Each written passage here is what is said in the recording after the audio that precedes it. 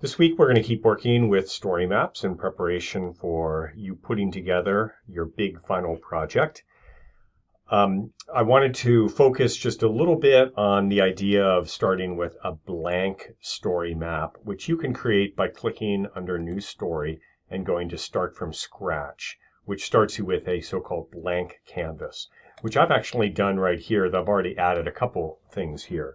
You can obviously put your title here. You can add a cover image to it. You can do all sorts of things to it. If we click the plus sign, though, you'll see all the different things you can add. You can add a text box, separators.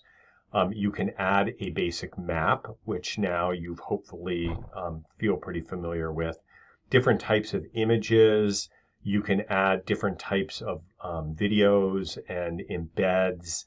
And you can also add timelines and swipes too. So I just wanted to sort of show some of these things and how you make them. I've added a timeline right here, and it's really easy to just add whatever elements that we want to.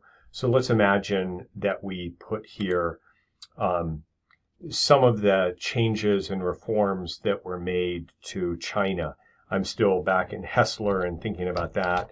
So I'm going to put 1978. And I'm going to add agricultural reforms here, and then I'm going to add a picture to this. And I've grabbed a couple pictures already that I can add pretty easily.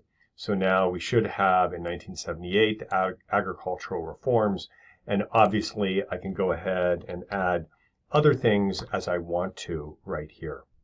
So as not to put you through the boredom of watching me add images and dates, I've now created a little timeline that shows some of the key events in the reforms that were made to China. Another thing that you can add that's really useful, I think, is a slider. Slider allows you to put web maps in and to compare one to another, but just putting basic images can be a pretty useful thing to do here. So I've actually have a couple images I'm going to add from Google Earth that we actually talked briefly about in class. This shows that Lishui area from Google Earth, and I've captured a 2001 and a 2023 image.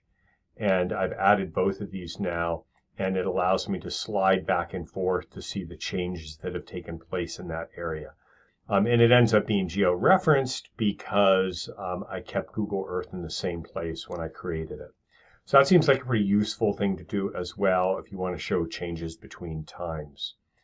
Of course, there are all sorts of other types of content that we can add here as well. So let me scroll down just a little bit to a place where I can start to add some of those other things. It's really easy to embed websites and whatnot. And the easiest way to do this is just to go to embed, and then you can bring in whatever website you want to quite simply by cutting and pasting it here. So I've created this embed right here, but what I'm going to do is I'm going to go to this PBS video link right here that includes a Peter Hessler interview, and I'm going to cut that link and I'm going to paste it in here. And then when I add it, you'll see that it not only does it embed it, but it, sort of makes it look pretty good by linking it to PBS media and things like that. If you want to be a little bit more complicated with embeds, you can embed code as well. And so let me do that right now. I'm going to put in another embed and scroll down here and click on that. And then I'm going to go to my YouTube site. And under YouTube, I've created a little Google Earth Studio video that shows this area. And I'm going to click share, but here I'm going to go to the embed code, and I'm going to click on that and copy it. And then I'm going to go back to Google Earth Pro. This is called an iframe code, and I'm going to paste that and add it. And then it's going to just directly put the YouTube video in. It won't have a link that you have to click on, but you'll just be able to immediately play it right here. In addition to this, of course, there's lots of ways just to add basic images and basic maps as we've done before. I haven't shown how to add an audio, but of course, if you have an audio clip of something, that would easily go in here. There's just a lot of functionality that you can add into the story map so that ultimately your story map will include your title, some basic images, and then all sorts of other things that can be added in here to tell whatever story it is. And if you've already created something, you can create something in between. So here, let me just put a text box where I can add text. I can also come in here and add some sort of separator if I need to between these areas. There's a lot that you can do. You can also go in and you can change the design when you're in this basic system as well. I just have it so that we are scrolling down in the sort of minimal one right here. But you can also do side-by-side design and other sorts of themes you can do. You can choose different types of colors as well, and you can change the way that the navigation works.